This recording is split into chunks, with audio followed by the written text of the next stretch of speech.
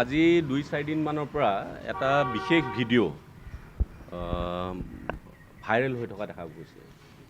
ভিডিঅ'টোত এখন ৰিহেবত এজন যুৱকক ইনমেটছক এজন ৰোগীক তাত গছকি মাৰা হৈছে।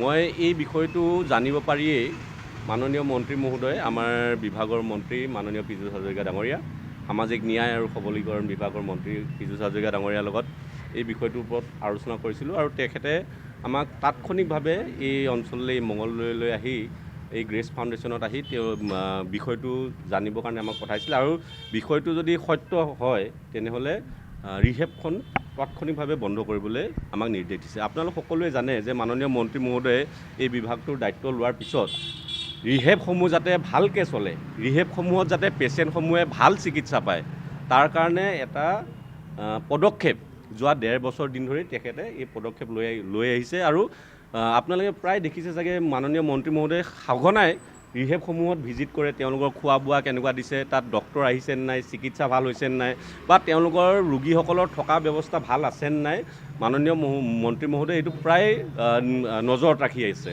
আৰু সেয়েহে যোৱাকালি, যিহেতু আপোনালোকে সকলোৱে জানে যে এডভান্টেজ আছাম চলি আছে, যোৱাকালি নিশা মাননীয় মন্ত্ৰী মহোদয়ে এই ভিডিঅ'টো পোৱাৰ পিছত আমাক তাৎক্ষণিকভাৱে এই অঞ্চললৈ আহিবলৈ দিলে, মঙলদৈলৈ আহিবলৈ দিলে আৰু এই বাতৰিটো কিমান সত্য বা এই ঘটনাটো হৈছে নে নাই হোৱা, এই ঘটনাটোৰ বিষয়ে আমাক ইয়ালৈ আহিবলৈ নিৰ্দেশ দিলে।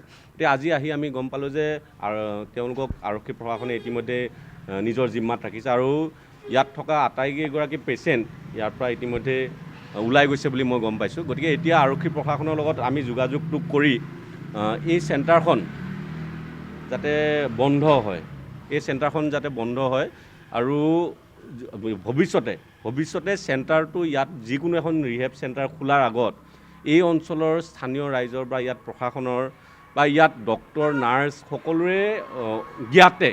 সকলোৱে যাতে জ্ঞাত হয় বা এই অঞ্চলৰ ৱাৰ্ড মেম্বাৰেই হওক বা যিসমূহ জনপ্ৰতিনিধি তেওঁলোকৰ যাতে এইটো নজৰত থাকে আৰু এইসমূহ ৰিহেব চেণ্টাৰ যাতে ভালকৈ চলে, কাৰণ এই চেণ্টাৰসমূহ হস্পিটেল হয়।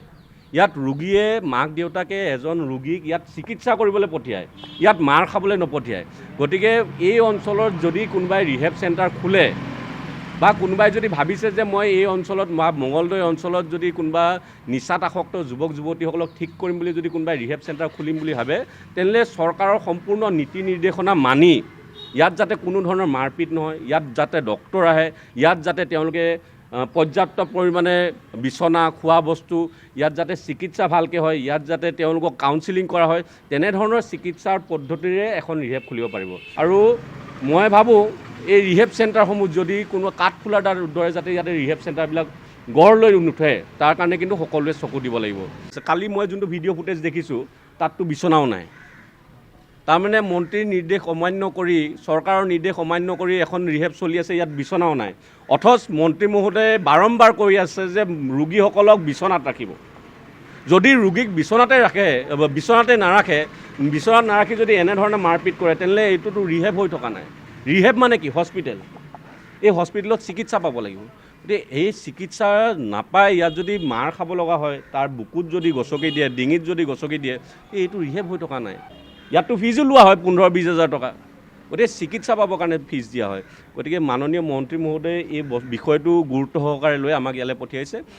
মঙলদৈ অঞ্চলত যিমান ৰিহেব আছে, তেওঁলোকৰ যিবিলাক আঁসোৱা আছে, সেই আঁসোৱাবিলাক এতিয়াই ঠিক কৰি লওক। আজি কেৱল মাত্ৰ গ্ৰেছ ফাউণ্ডেশ্যন বুলি নহয়, কাইলৈ পৰহিলৈ আপোনাৰ ৰিহেবতো এই ঘটনা হ'ব পাৰে। গতিকে আপোনালোকে ঠিক কৰি লওক, কিবা কাগজ পাতি নাই ঠিক কৰি লওক, বিচনা পাতি নাই ঠিক কৰি লওক, ডক্টৰ নাই ঠিক কৰি লওক, কাউন্সিলাৰ নাই ঠিক কৰি লওক। আমি কিন্তু সঘন ভিজিট দি দিম আৰু মই আমাৰ যিসমূহ কমিটি থাকে, ডিষ্ট্ৰিক্ট ৱাইজত যিবোৰ কমিটি থাকে, আজি কমিটিখনকো আমি এখন লেটাৰ দিম state anti drugs and prohibition কাউন্সিলৰ পৰা, যে কেৱল মাত্ৰ মিটিং পাতি নহয়, আমাৰ এণ্টি ড্ৰাগছৰ আমাৰ মেম্বাৰ যুগব্ৰত হাজৰিকাও আহিছে। আমি দুয়োগৰাকীয়ে এতিয়া SP অফিচত আমি গৈ কথাখিনি আমি অৱগত কৰিম আৰু যাতে এই ৰিহেবখন যেতিয়ালৈকে তেওঁলোক সম্পূৰ্ণৰূপে দুখমুক্ত নহয়, তেওঁলোকৰ ইয়াত যাতে সম্পূৰ্ণৰূপে সুবিধাবিলাক দিয়া নহয়, ৰোগীসকলক দিয়া নহয়, তেতিয়া পৰ্যন্ত যিকোনো খবৰৰ বাবে যোগাযোগ কৰক 7099017330 লগতে 7099017110 নম্বৰত।